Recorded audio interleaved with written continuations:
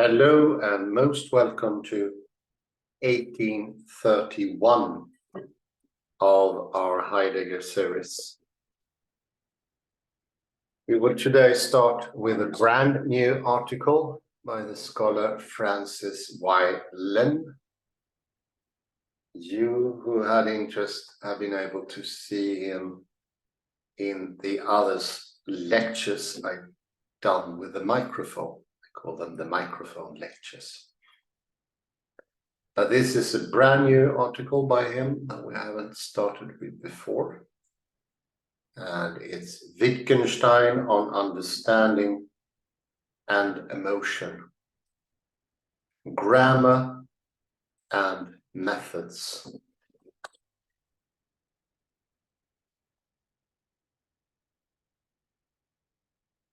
Emotion is an important issue in Wittgenstein's philosophy of psychology. Yet, the literature on this topic is quite small. Wittgenstein's philosophical investigation is a grammatical one.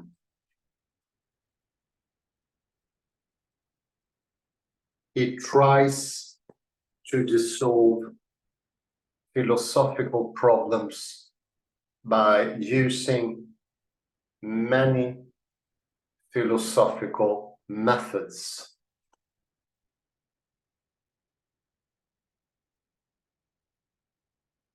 In this paper, I examine the grammatical rules for some emotion words and the methods he employs in dealing with the philosophical problem of emotion.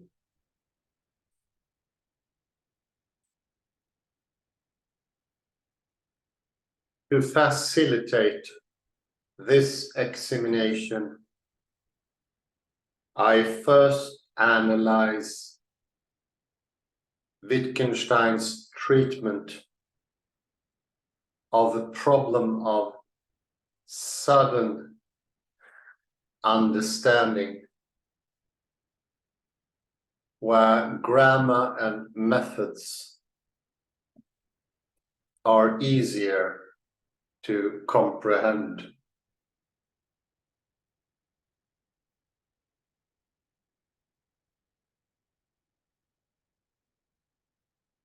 I will then show that the grammar and methods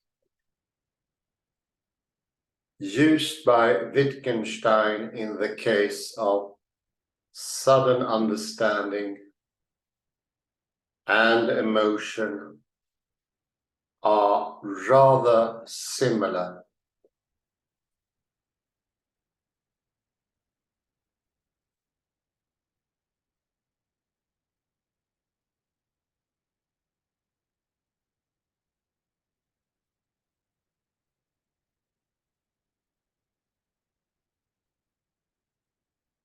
Introduction. Emotion is an important topic in the later Wittgenstein's philosophical investigations.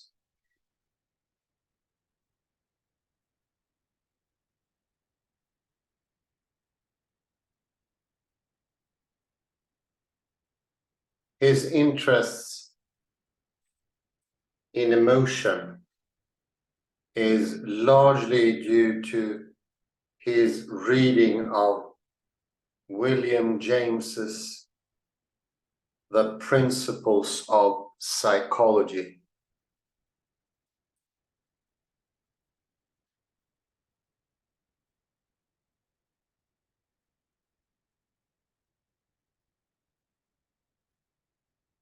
According to James,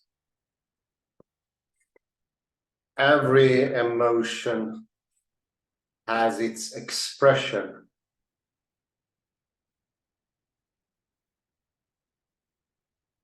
of quick breathing, palpitating heart, flushed face, or the like.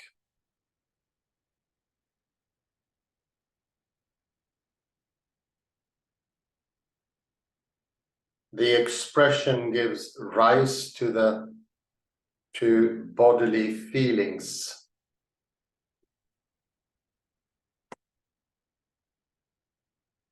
And the emotion is thus necessarily and invariably accompanied by these bodily feelings.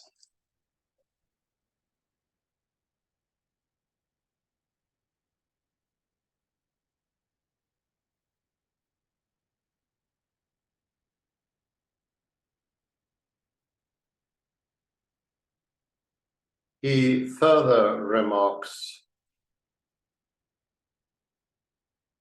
if we fancy some strong emotion and then try to abstract from our consciousness of it all the feelings of its bodily symptoms, we find we have nothing left behind.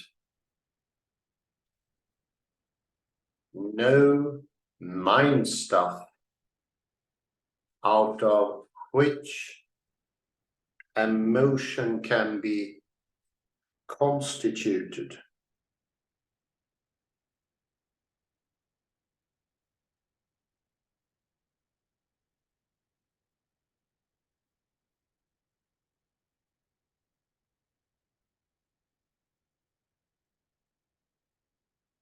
For example, no fear would be left if such bodily feelings as quickened heartbeats, shallow breathing, trembling lips, weakened limbs, goose flesh, and visceral stirrings were absent.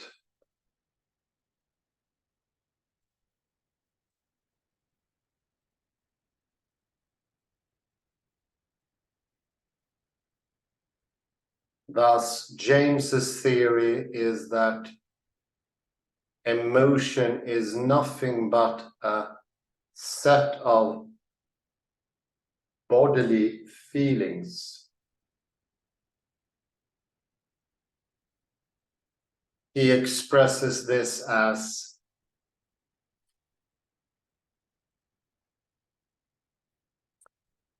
my theory, on the contrary, is that the bodily changes follow directly the perception of the exciting fact, and that our feeling of the same changes as they occur is the emotion.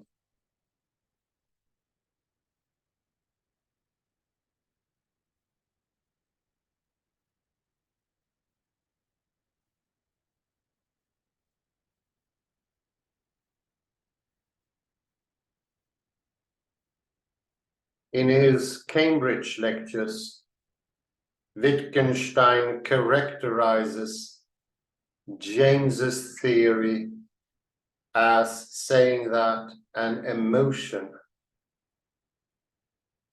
fear, hope, for instance, is a sum of feelings.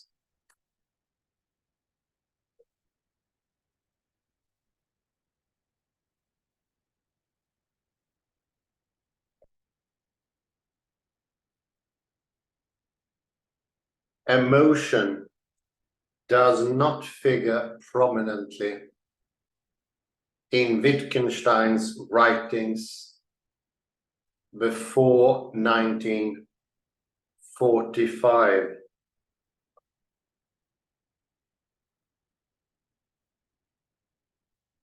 But after 1945, he makes a large number of remarks on emotion in general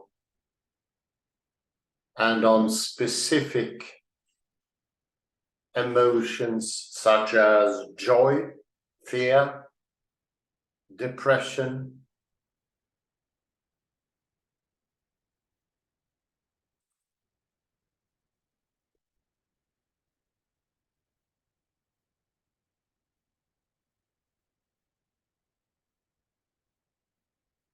these remarks are contained in what was formerly called Philosophical Investigations, Part 2,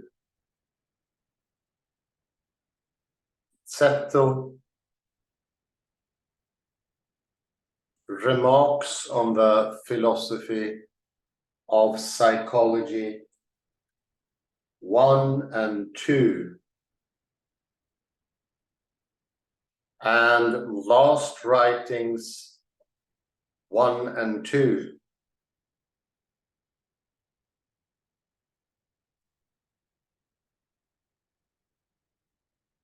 Wittgenstein's word for emotion is Gemütsbewegung.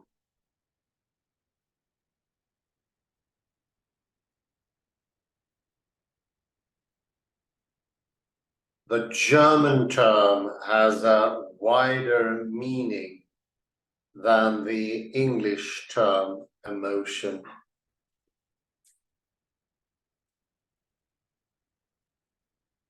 For it also covers enjoyment, pleasure, admiration, hope, etc.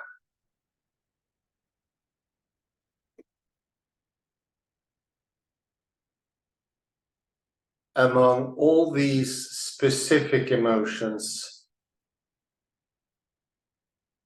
his discussion on fear is the most extensive.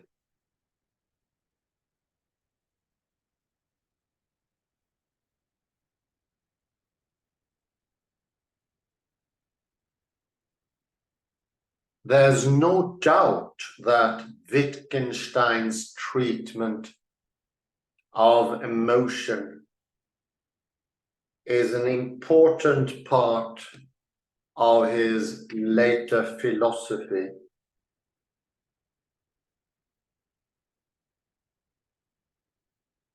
Yet, the literature on this topic is quite small compared to what has been written on other topics such as understanding, meaning, rule following, and private language.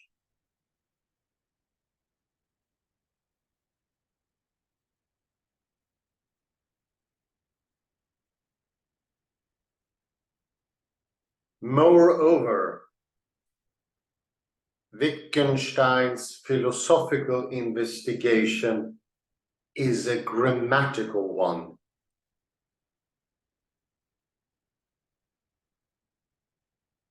And he tries to dissolve philosophical problems using many philosophical methods.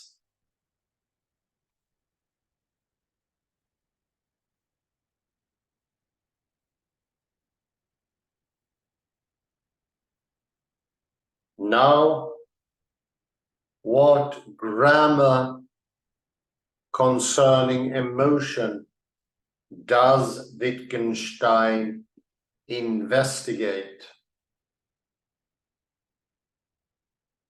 And what methods does he use to dissolve the philosophical problem of emotion?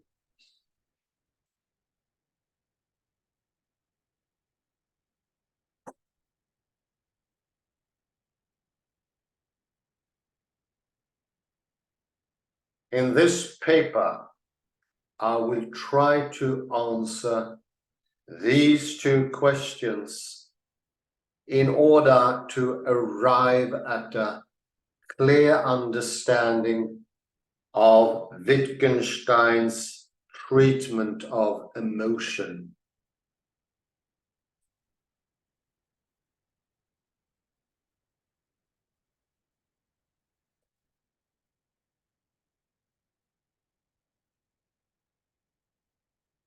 Note that Wittgenstein's grammatical investigation applies to all philosophical problems, not just to that of emotion.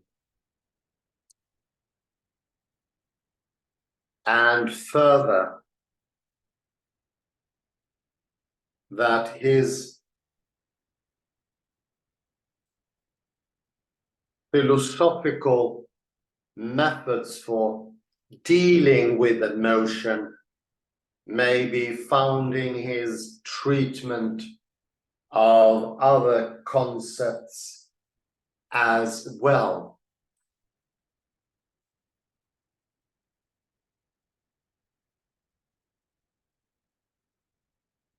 Since scholars generally agree that Wittgenstein's treatment of sudden understanding is better expressed by him and better understood by readers,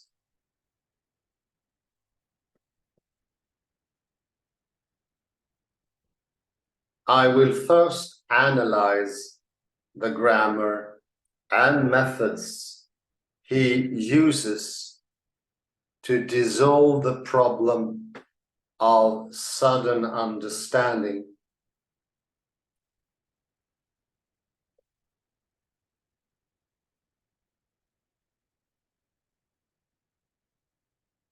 I will show that it is very helpful for us to understand Wittgenstein's work on emotion.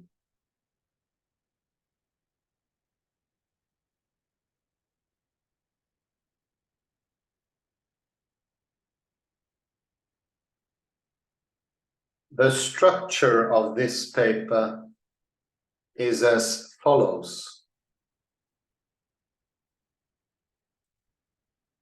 In section 2, I will review previous work on Wittgenstein's treatment of emotion and point out deficiencies.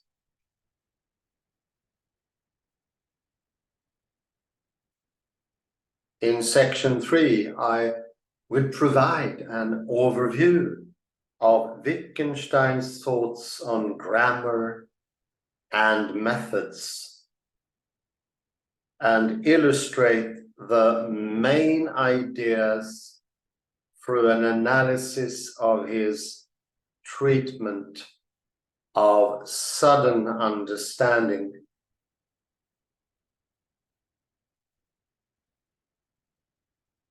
In section 4, I will concentrate on the grammar and methods in Wittgenstein's dealing with the problem of emotion.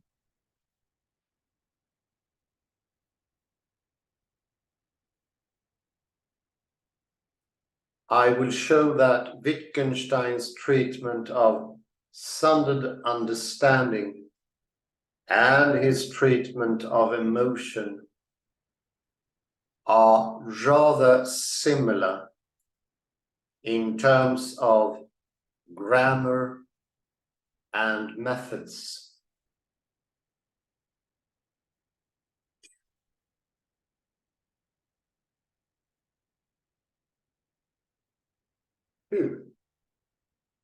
Previous research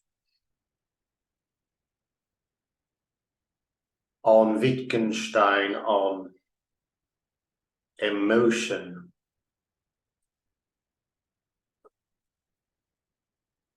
Black provides a general overview of Wittgenstein's work on emotion contained in PPF and Remarks on the Philosophy of Psychology 1 and 2, and later writings 1 and 2.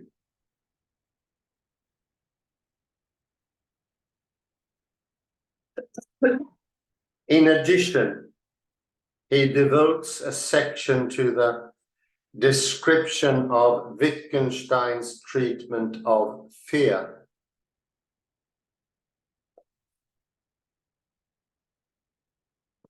Where he mentions many themes that Wittgenstein discusses.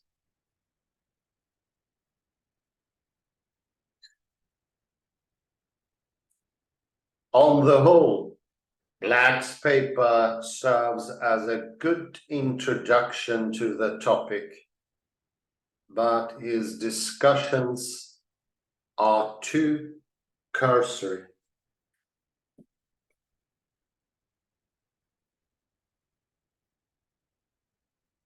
Filter, Emotion and Expression, a book that we also read in this series, examines Wittgenstein's treatment of emotion in some detail.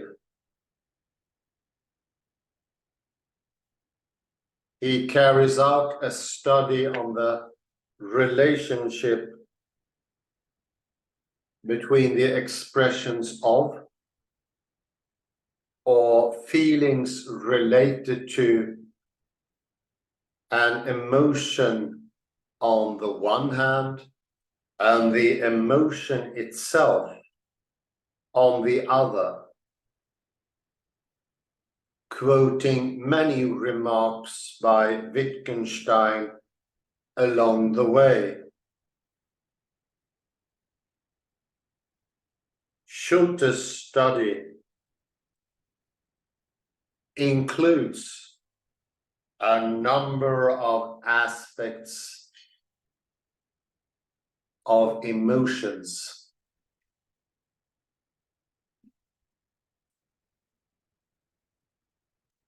For instance, that some emotions typically go with certain feelings, that one can imitate some expressions of an emotion to cause oneself to have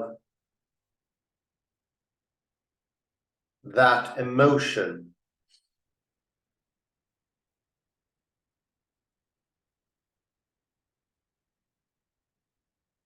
For instance, making a joyful face to help oneself feel joyful. That imitating joy does not guarantee that one will feel it, and that bodily feelings are not part of the emotion.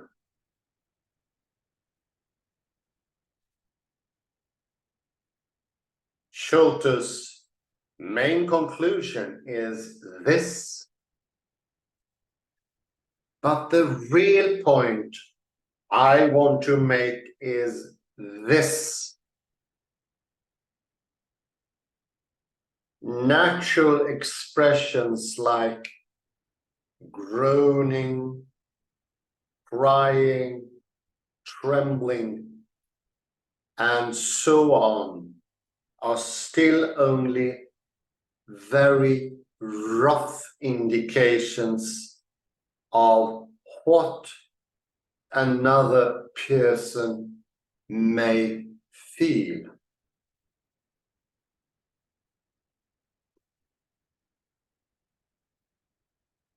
Taken by itself, weeping does not tell you whether the person concerned is crying from joy or grief, jealousy or relief.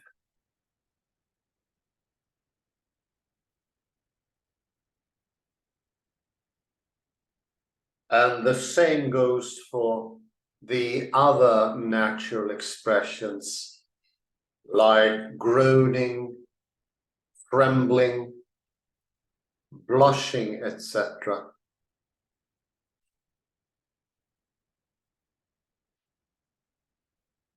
In order to understand what they express, we need to know more,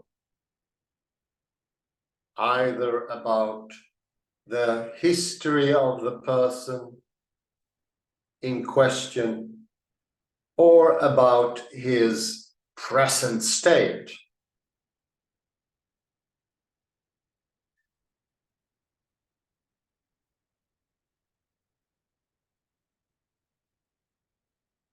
The above point seems quite reasonable.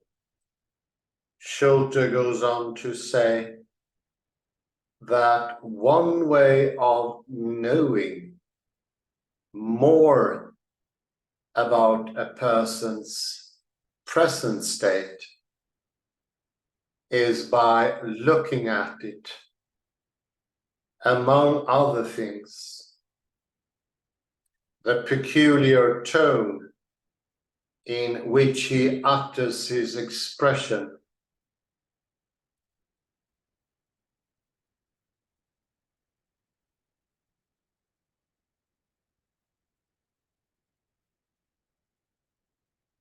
What is of special interest is that Schulte makes his point by appealing to some remarks by Wittgenstein on fear.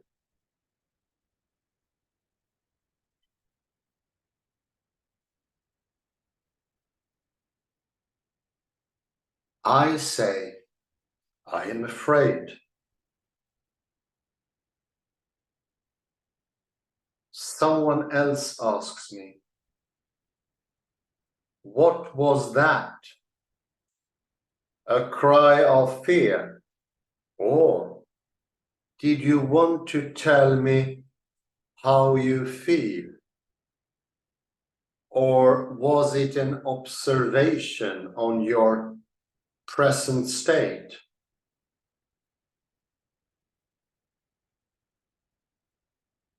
Could I always give him a clear answer?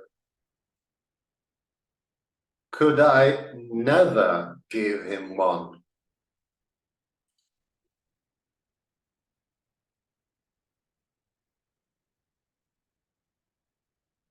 One can imagine all sorts of things here. For example, no, no, I am afraid. I'm afraid. I'm sorry to have to admit it. I'm still a bit afraid, but no longer as much as before. In fact, I am still afraid, though I'm reluctant to admit it to myself.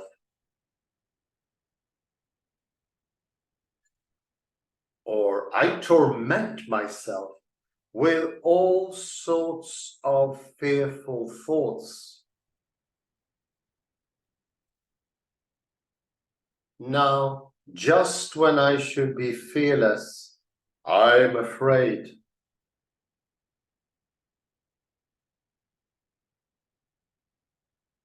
To each of these sentences, a special tone of voice is appropriate, to each a different context.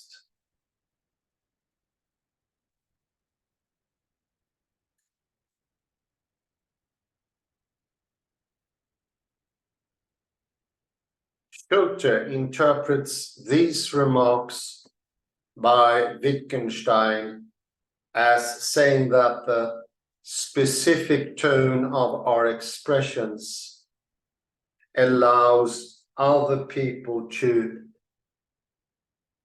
understand how we really feel. And I will come back to this interpretation later.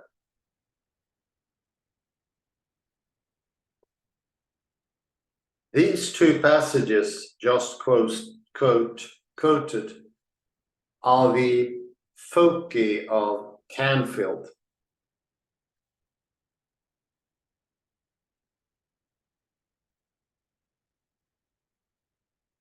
Canfield pays special attention to the following sentence, which is the last one in PPF, and which Schulte does not quote or discuss.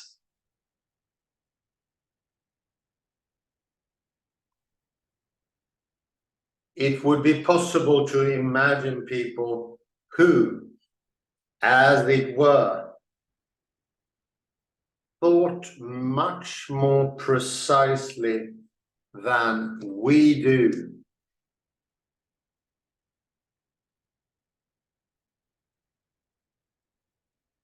And use different words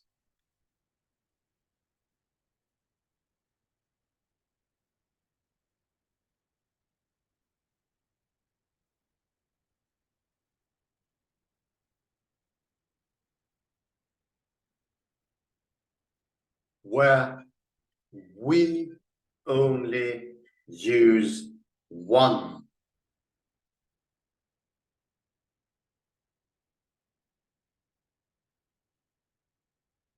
Canfield goes on to analyze Wittgenstein's examples of fear listed in PPF 73 to 74 and suggests that these show that there are at least 12 different uses of fear, including memory-based and thought-based uses.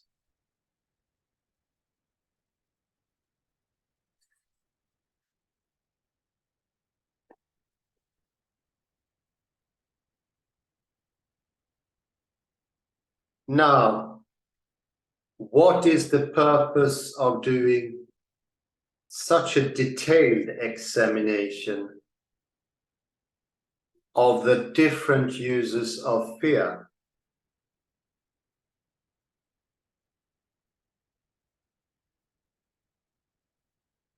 Canfield suggests,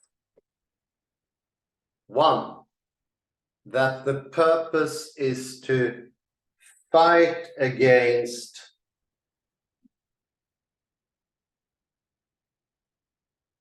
the referential understanding of fear, which states that fear refers to a thing. which is common to all cases of fear. And 2, that the examination shows that this notion of a common referent is mistaken.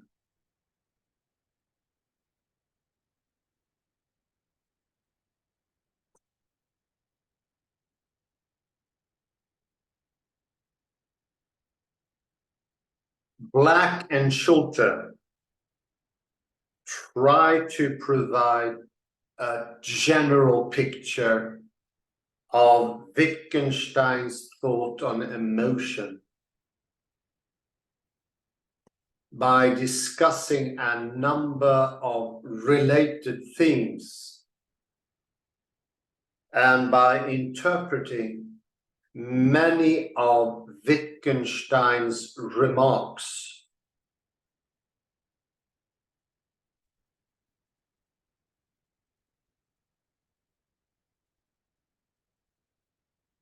Canfield focus on a specific set of remarks by Wittgenstein on fear and endeavors to interpret them to make them understandable.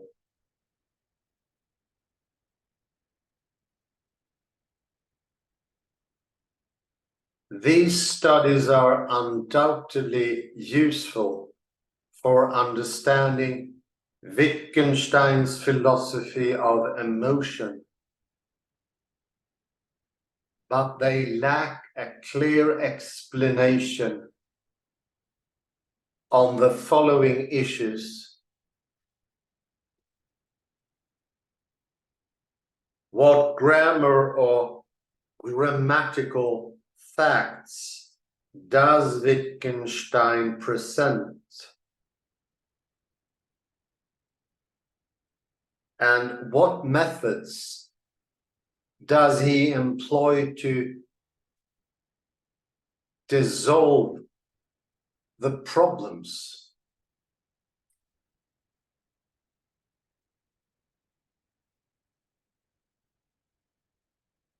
Understanding these issues is vital for understanding Wittgenstein's thought on emotion and his later philosophy in general.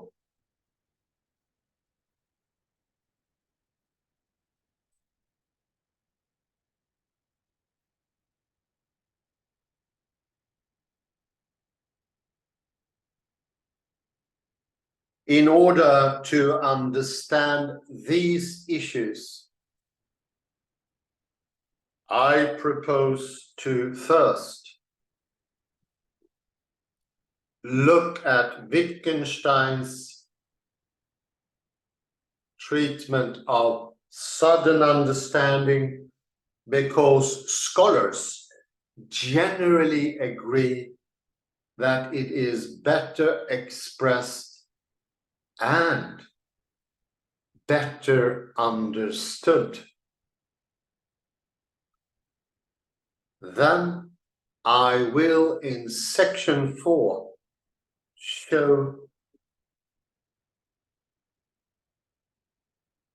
that the grammar Wittgenstein examines in dealing with sudden understanding and emotion are similar, and that the methods he employs in the two cases are more or less the same.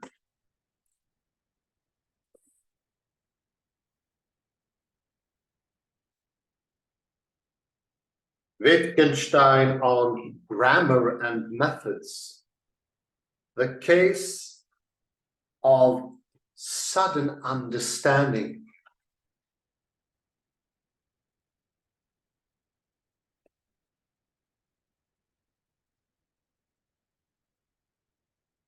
Grammar is a key concept in Wittgenstein's later philosophy. For his whole philosophical investigation is a grammatical one.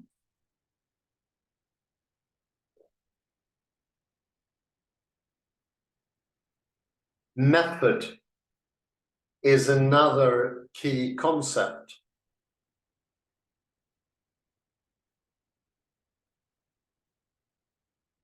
A number of scholars have made strenuous efforts to explain both of these concepts.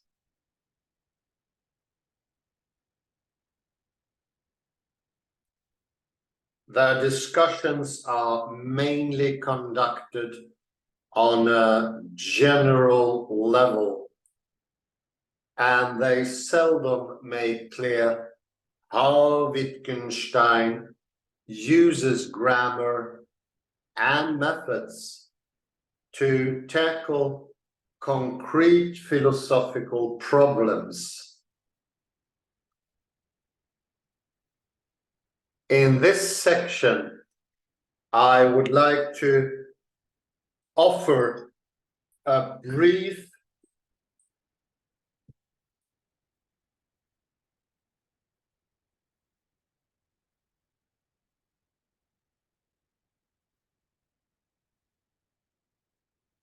overview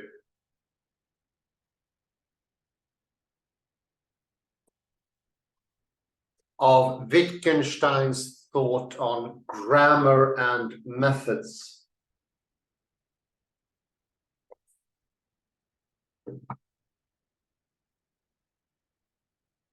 On the notion of grammar, Wittgenstein writes, grammar describes the use of words in the language. So it has somewhat the same relation to the language as the description of a game.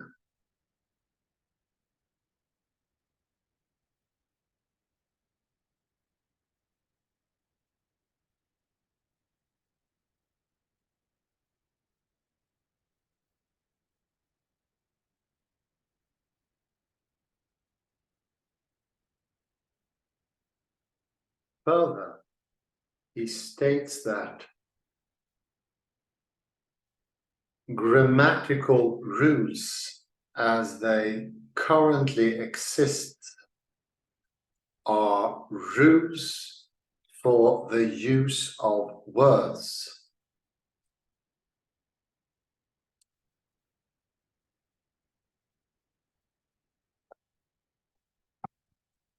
Grammar thus consists of grammatical rules.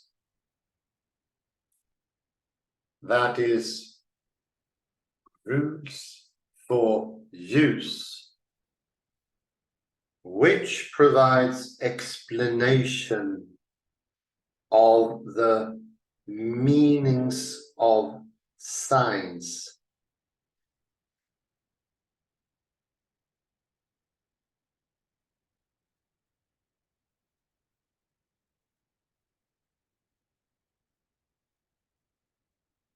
There are several types of grammatical rules.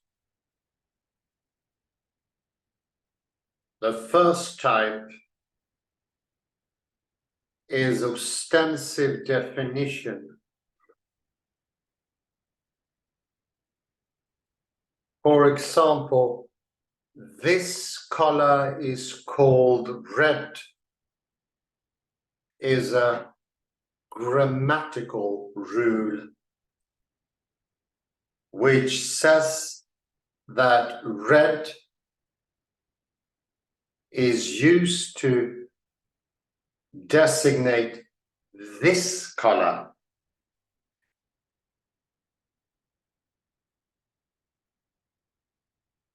The second type of grammatical rule has explicit formulation.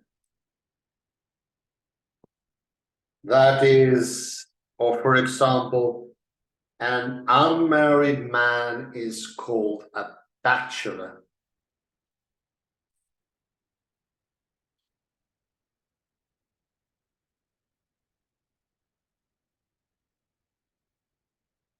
The third type of grammatical rule specifies the circumstances under which a word is used.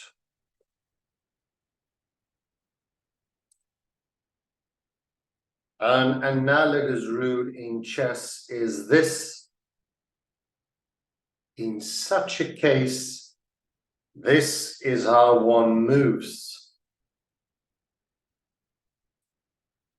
Such rules I will call circumstantial rules.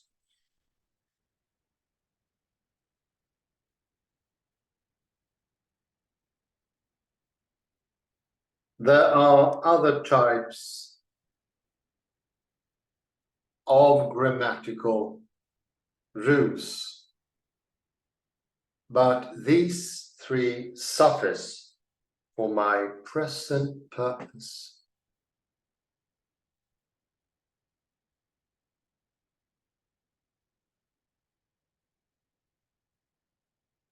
Grammatical rules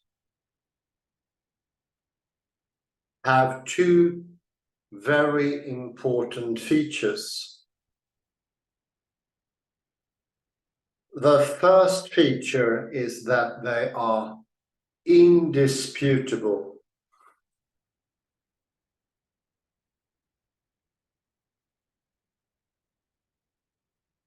The only things that are exact and unambiguous and disputable are the grammatical rules, which in the end must show what is meant.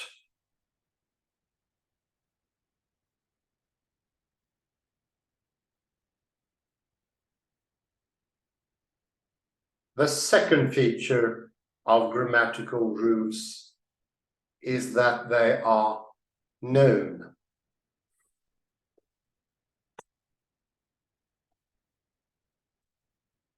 Grammatical rules are the grammatical facts to which the philosopher needs to give a clearly surveyable representation.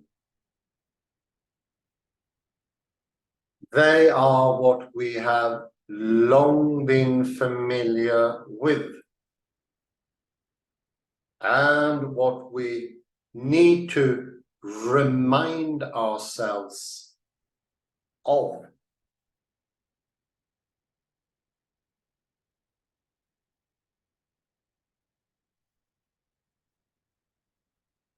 A central part of Wittgenstein's philosophy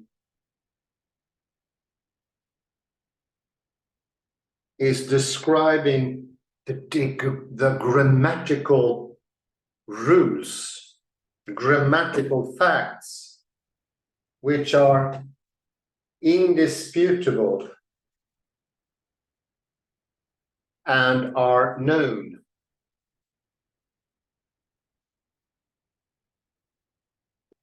Let us proceed to look at Wittgenstein's philosophical methods.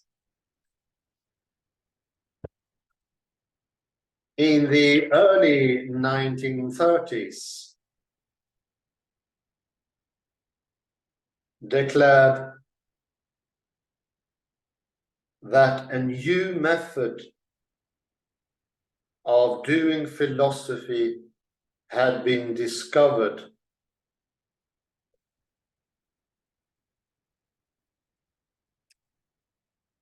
What is this method?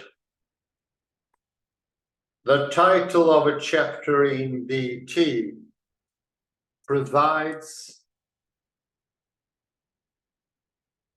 and answer.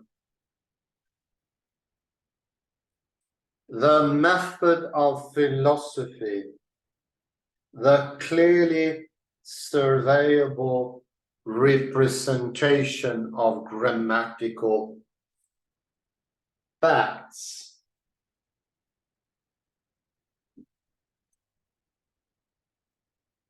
In other words, the method is to present grammatical rules in a surveyable way to dissolve philosophical problems.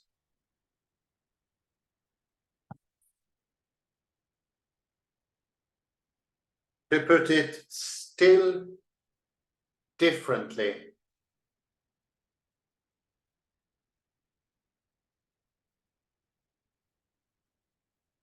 in philosophy, we give rules of grammar wherever we encounter a difficulty.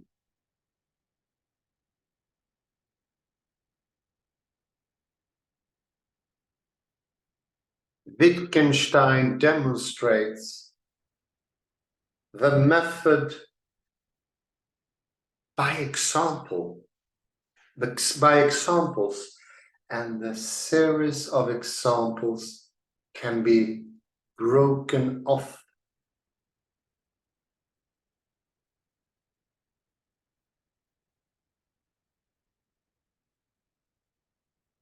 Indeed, we will understand Wittgenstein's method by looking at how he dissolves concrete philosophical problems, such as understanding, meaning, thinking, willing, etc.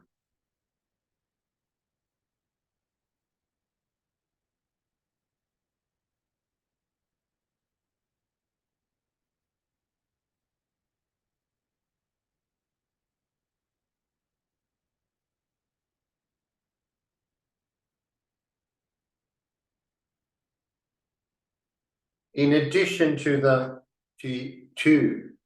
method, Wittgenstein also speaks of methods.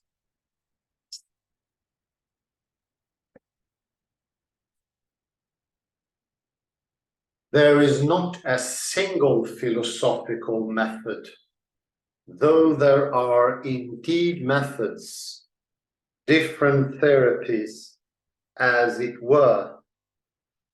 So there are methods.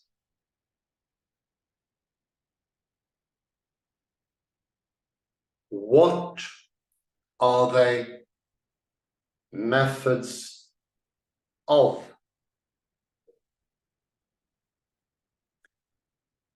Recall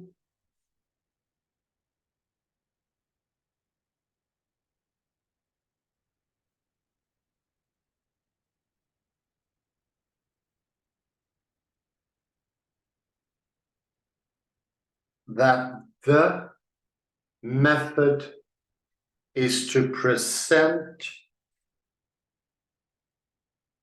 grammatical rules in a surveyable way. I think that the most consistent interpretation is this.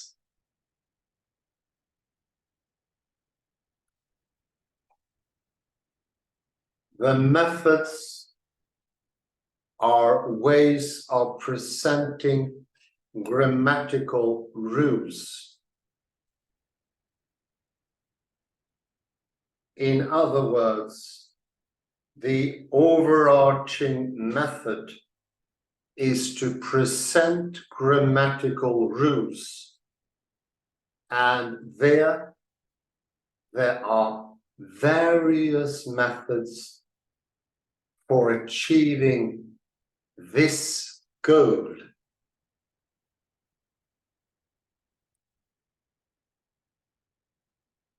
Let us now examine the grammar and methods Wittgenstein uses to deal with the problem of sudden understanding.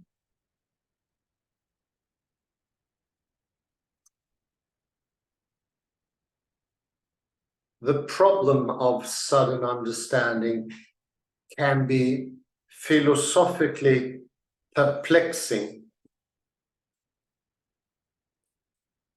when one says, I now understand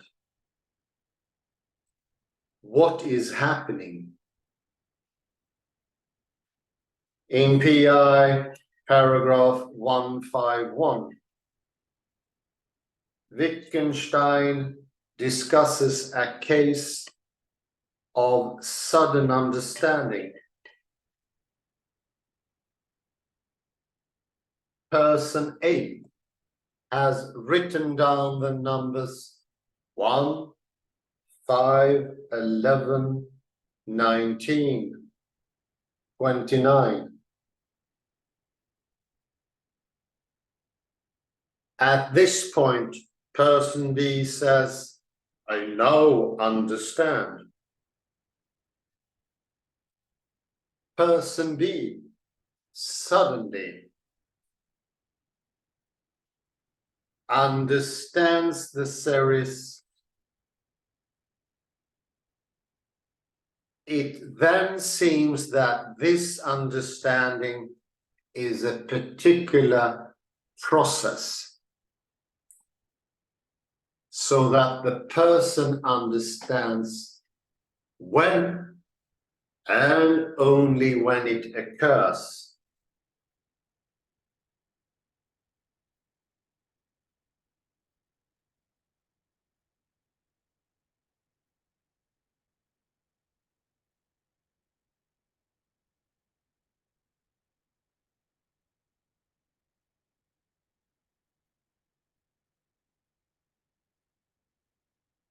Thus, we are tempted to think that understanding is a process, and that if we can find such a process, we will explain what understanding really is.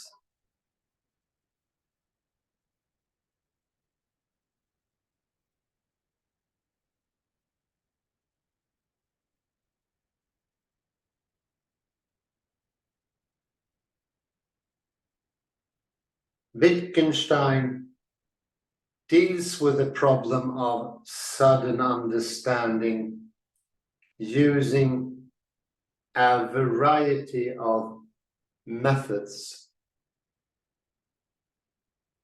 One method, which I would call the method of rule listing, is to enumerate some concrete uses of the expression, I now understand. Wittgenstein presents the following 4 cases.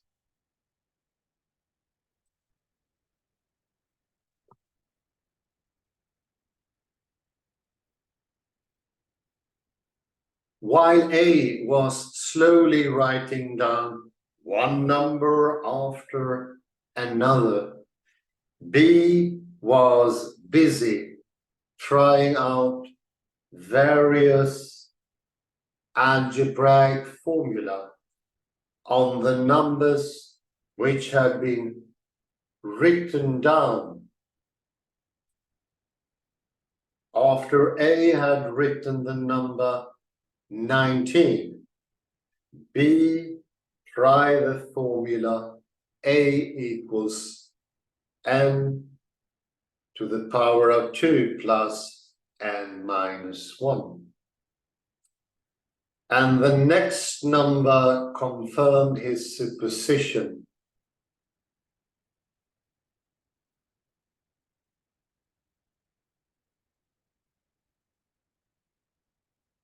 Or again, P does not think of formula.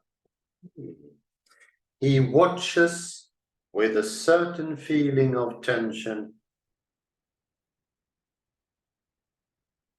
how A writes his numbers down.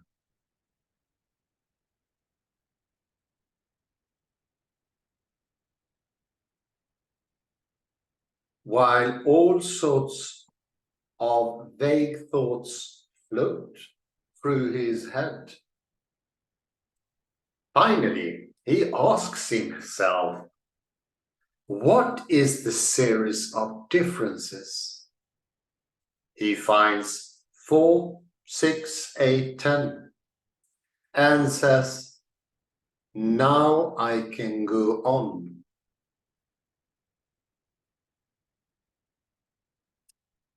Or, third alternative, he watches and says, yes, I know that series, and continues it just as he would have done if A had written down the series 1, 3, 5, 7, 9, and so forth. A fourth alternative.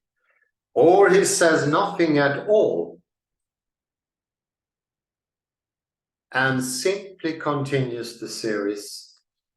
Perhaps he had what may be called the feeling, that's easy.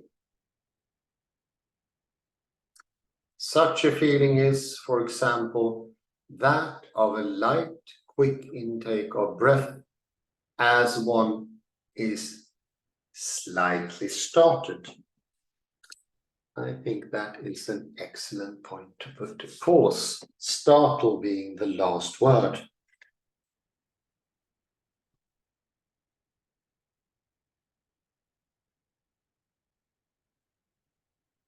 Let us have a look at this.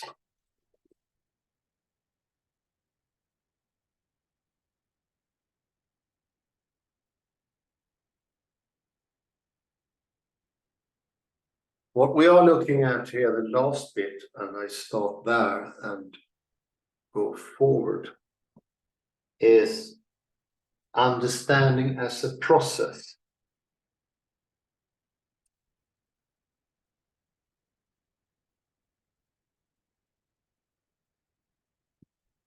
And the idea that understanding takes place at a certain moment, or it is a development that takes time, a sort of activity. And that you can almost rephrase that, I am in the process of understanding.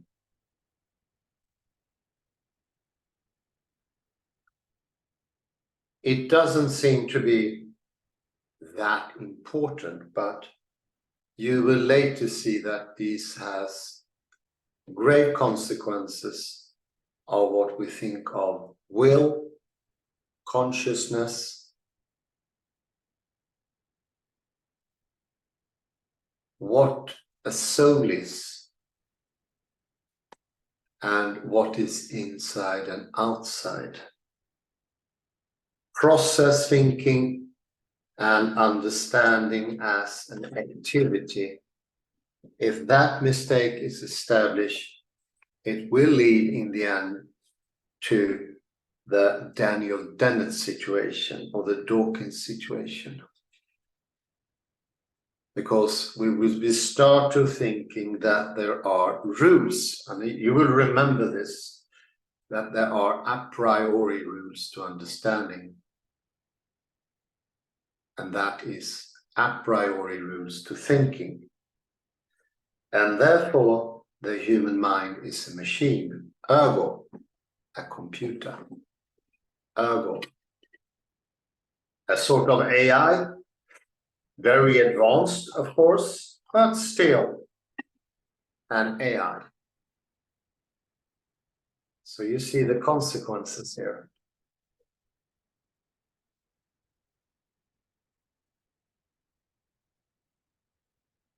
Go back to, let's see here, I made some sites here. So what is the cure? Well, on page 6, second paragraph,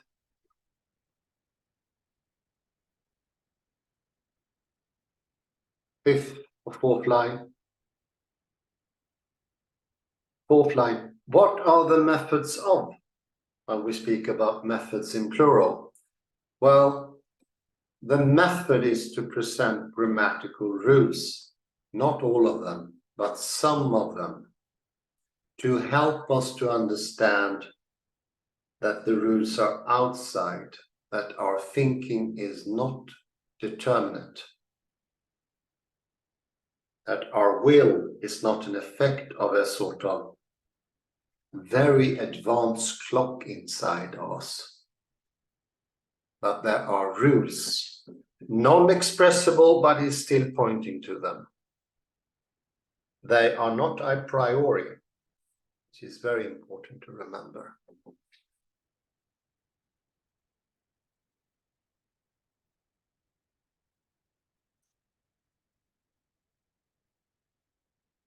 So philosophical investigations is the mission to present the grammatical rules. The method is to present the grammatical rules.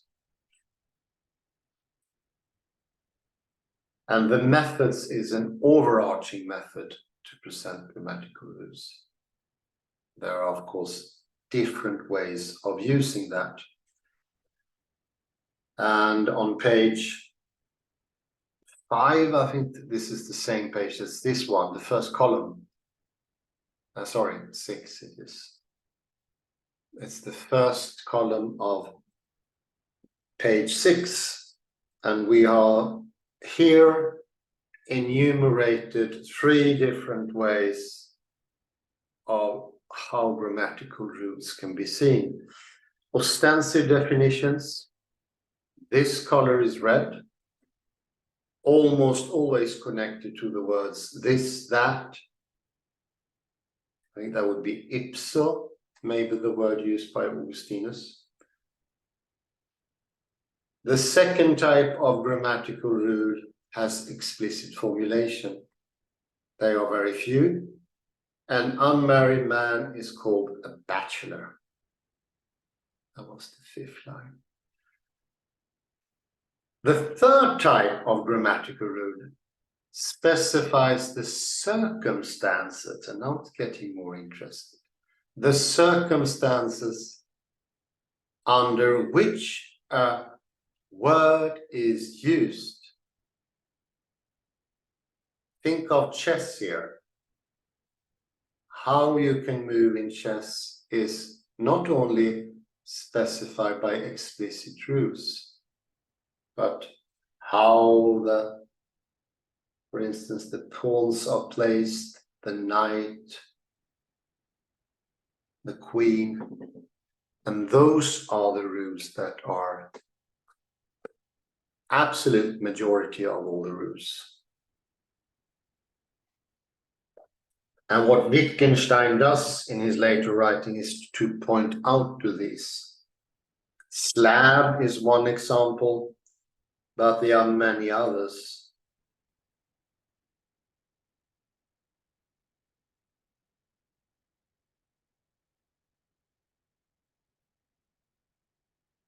And these are the facts of reality. So you see, he has a very different take on what facts are. The other more normal, if you like, view of facts are the automatic functioning of something represented. That is, for instance, let's take table again. I am out of fantasy. Is there a table in the room? Can be true or false. So you see here how that leads to the 1 and 0 of ChatGPT. There are no values, there are no fractality, everything is black and white. These are not the grammatical rules of Wittgenstein. And you can also see that would be, if you don't go through Wittgenstein and you don't take the pharmacon of Wittgenstein, there is a good chance that you strand up in having the idea that you have no free will or consciousness for that either. Because we know today the idea of us as being calculable, and that our brain state is a sort of representation of facts out there. Another important thing is, of course, sudden understanding. And that is mentioned in the next page, 5.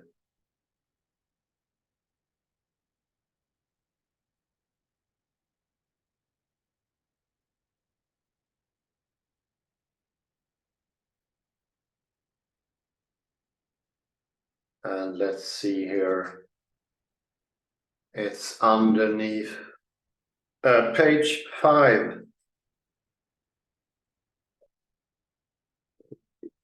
One, two, three, four, 5. It is 5, yes. Yeah, there you have it. Thank you. Great. Last sentence there. This tough one, and I try to break it up here. It's a tough nut. Grammar in Wittgenstein is very tough. And it's often, I think, helpful to think of what we are criticizing indirectly here. This is way before Noam Chomsky. But for Noam Chomsky, circumstance is not of any use at all. None of his grammar is circumstantial. It's always the same, whatever he means by that. Whereas in Wittgenstein, the third one is always circumstantial. And it's not expressible. Noam Chomsky has this calculative, predetermined a priori rules. Wittgenstein says it's not predetermined because we have circumstances in life, in the world, and they differ. We have left the lab, so to speak, of Noam Chomsky and the linguistics, and I would say most academia today. I think I mentioned before I was studying a course in rhetorics, and the teacher said, well, probably in the future we can put EECs, electroencephalograms, machines to the heads of the listeners, the audience, and we can tell whether they understood or not. Can you think of a more grave reduction of what the human being is? But that will happen unless we go through the methods, or the method of Wittgenstein, to try to see that circumstances, relations, are what regulates everything. And they are, the states of affairs in the world are not made up in advance. There are no rules telling what's going to happen tomorrow. Well, I know more or less, but there are no absolute rules. We know that from chaos theory, the butterfly effect and all, but still the very large majority of people in the West thinks that everything is not connected to context or circumstance or what's happening in the world. Or our needs are emotions. And this is another reason why emotions are so important. Because if we think they are just some sort of additive, something that is added to the rest of this automated consciousness, we will end up with certain problems that will lead to the idea we're just a clock, and the clock tells us where the emotions should come about. So let's go to the introduction. Yes, it's a big jump here.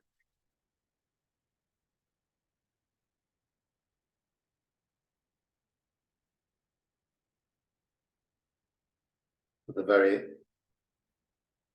first page, which is page 3, if I'm not misnoming me. Page 3, yeah. And the remark, we read first James. Every emotion has its expression of quick breathing, palpitating heart, flushed face, or the like. The expression gives rise to bodily feelings, and the emotion is thus necessarily and invariably accompanied by these bodily feelings. And in the text, and I will not take any quotes, we go further with Black and Schulte, and we come to the understanding that Wittgenstein says, that is true what James says, he would say, but there are more. There are more to it. Eyes with tears, behind that can be different emotions. It could be happiness even. So although what James says, the starting point of Wittgenstein's, the later Wittgenstein says is correct, there is more specificity to it. The real situation is even more complicated, complex.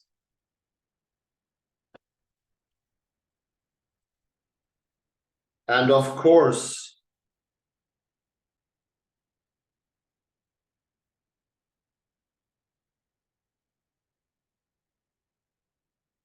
this more complex situation is more real as well.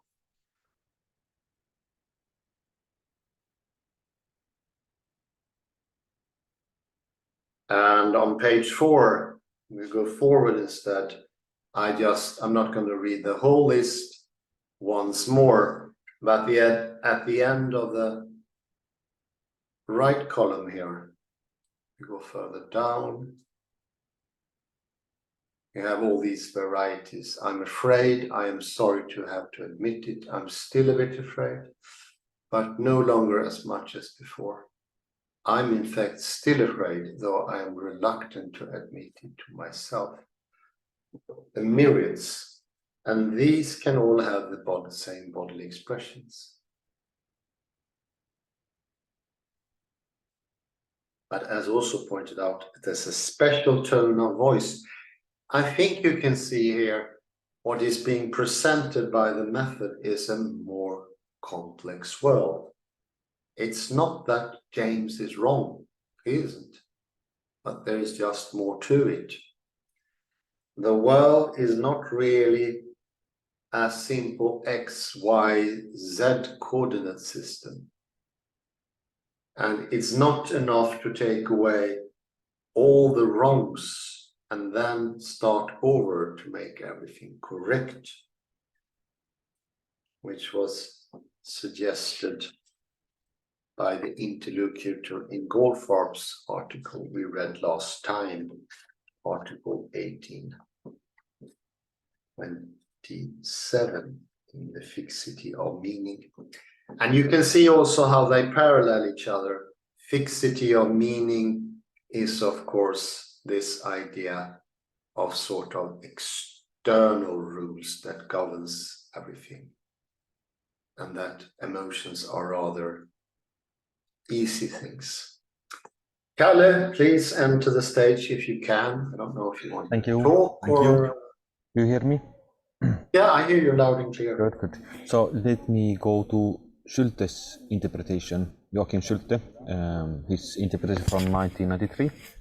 So this is on page 4, and Schulte says here, according to Schulte, we have this phrase here: imitating joy does not guarantee that one will feel it, and that bodily feelings are not part of the emotion. So this is Joachim Schulte's interpretation of Wittgenstein, and I think Schulte is not correct here. We are all familiar with the phrase made famous in a TED talk, fake it until you make it. Oh yeah, I remember. So Very good. Wittgenstein agree with this phrase, fake it until you make it. I think so, because, okay, so Wittgenstein would say that here we have a game, like a fake game or fake acting game, and we cannot say where is the borderline between true feelings and false feelings, so to say. Where is the borderline? And these artificial boundaries often. And we have the Derrida's trace, also the concept of the trace. Oh yeah, very good. And would you agree, Hans, that Wittgenstein would agree with this saying "fake it until you make it," or should it was not think so that Wittgenstein would agree with it? What is your understanding? Well, it's a tough nut, but what do you think about this one, Kalle? Okay. That if you imitate joy in a correct way, so to speak, because as I just mentioned here, it's more complex than just being afraid. But if you correctly imitate joy, I would think that Wittgenstein would say that, yeah, you can actually develop it. So, and that would rule out the cases where some person maybe in a theatrical mood laugh in a way that it doesn't feel real to us, like ha ha ha ha. It needs to come from the heart. It needs to be properly done, so to speak. And then I think you have a point. It's very interesting, Kalle. And this reminds of the problem with Austin's problem of fake or true statements, like in a search. I with you, I marry you.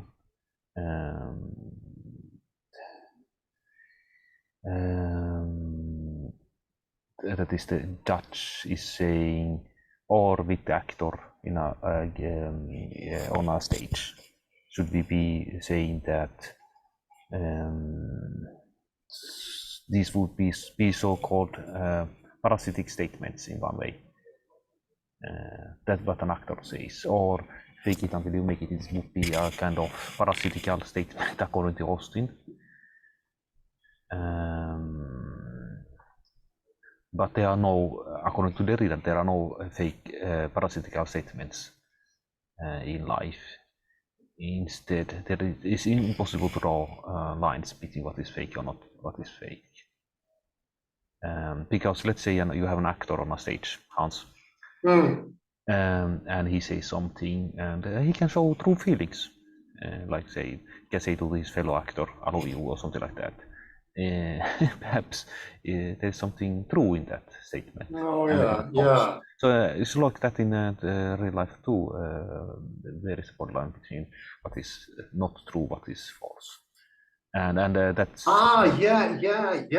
Yeah. I see what you mean, because sorry, let me try this out. I think maybe I'm going out on a limb here, but in the, let's say, the Protestant tradition, you are supposed to wait for your feelings to come, your belief, your faith, your loyalty, your love. Whereas maybe in Catholic tradition, and maybe even more so in Orthodox tradition, you train it, fake it till you make it, but you fake it with a true heart.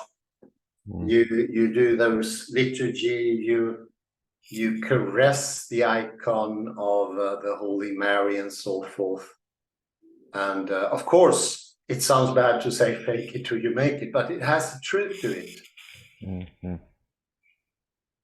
And it's also how people in Japan, for instance, you do it, you do the things that are what we would call passive emotions. And yes, in that case, The point of Lin you will see here is partly that emotions are more like active. They are not just passive reactions to surroundings that you just react. Absolutely active things that you are partly in control of, and you can gain more control of them. No, yes, so Schulte puts these harsh boundaries. Does not guarantee. Joy does not guarantee that one will feel it, but I don't know.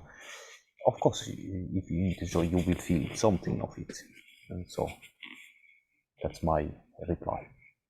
If you need joy, okay, it doesn't guarantee.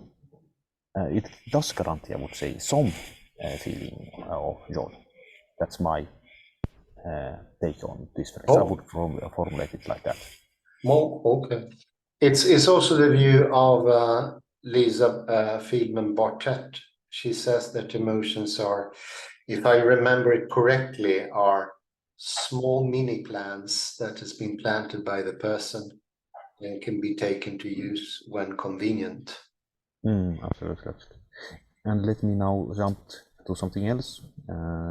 It's the same paragraph that you mentioned about these 3 rules. I think it's useful to repeat them.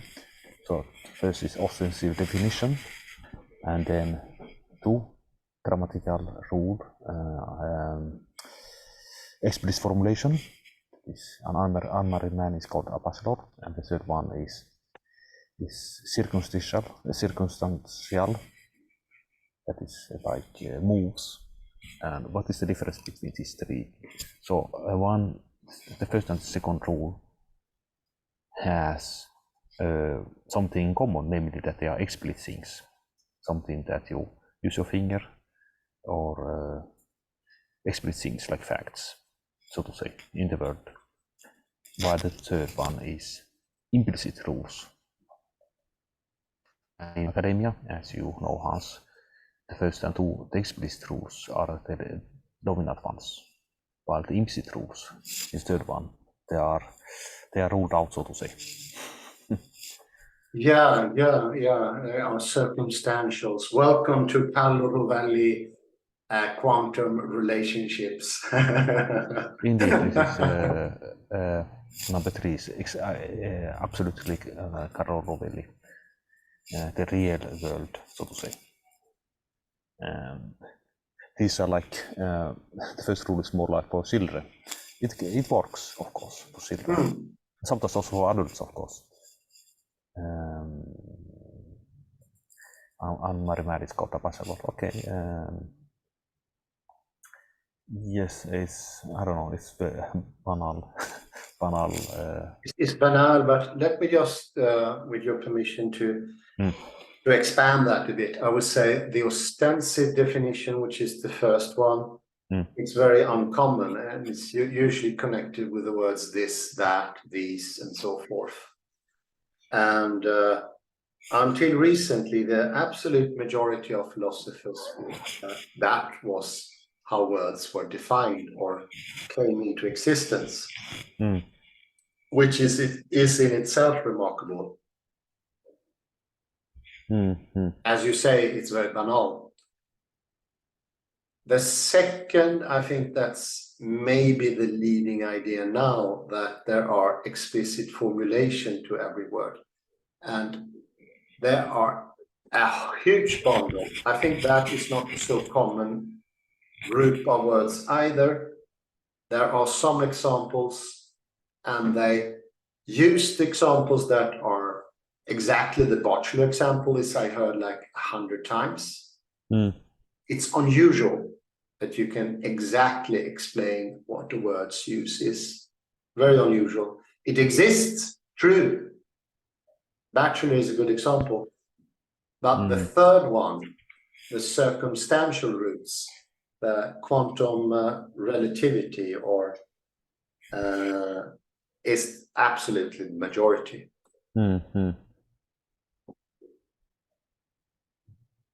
Yes, the second one is used often in the news.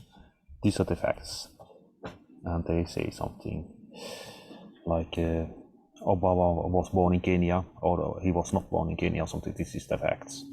Yeah, yeah. But there is no discussion about these implicit rules, about circular rules.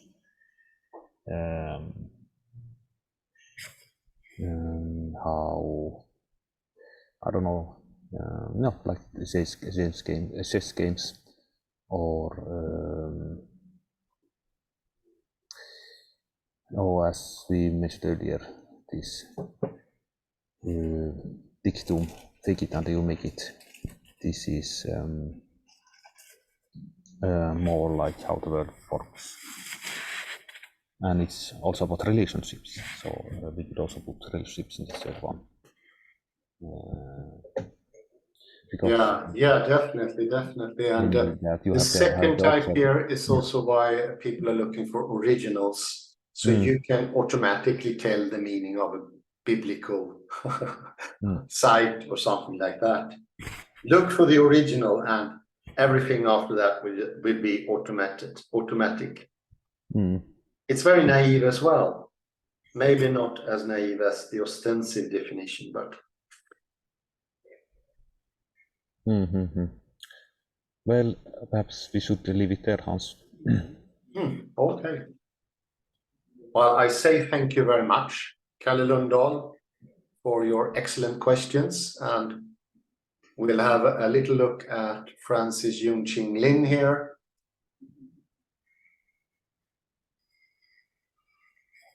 Oh, I didn't know that. Lin tries to provide refutation of universal grammar. Well, isn't that a bonus? Absolutely. I had no idea. As another word for universal grammar is generative grammar, how it generates itself, and we are just